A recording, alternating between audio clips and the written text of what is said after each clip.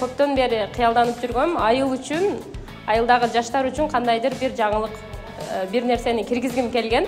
Анын негизинде биз Жаштар медиа борбору аттуу өзүбүздүн долбоорубузду жазып, бүгүнкү күндө ишке киргизип иштетип аткан учурубуз.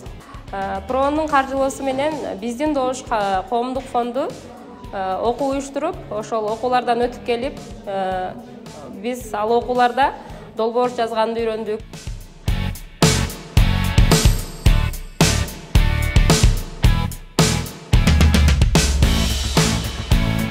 Окуучуларга тийгизген таасири бул жерде баягы өзүнүн оюну кеңири айта албаган, түбүндө окуучулар өзүнүн оюн кеңирин айтканга үйрөнүштү.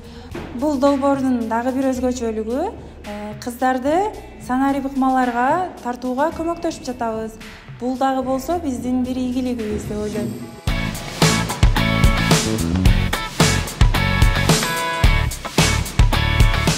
Жаштар медиа борборуна келгенден мурда кичине тартынчаак болчумун. Көп адамдардын арасында сүйлөй албайт болчумун. Азыр болсо кеңири сүйлөп, өзүмдү жеке оюмду кеңири айта алатындай болдум. Анткени мен биринчи жолу камераларды кармап үйрөнгөнүмдө мен сездим, канткенде мен өзүмдүн ой пикиримди кантип айтам, жеткирем. Буну бизге өзүбүзгө өткөн мугалимдер дагы жардам берди. Азыр ушинтип кеңири сүйлөдү үйрөндүм десем да болот. Келечекте Кыргызстан менен башка мамлекеттердин ортосунда мамилелерди бекемдейм деген кыялдарым бар.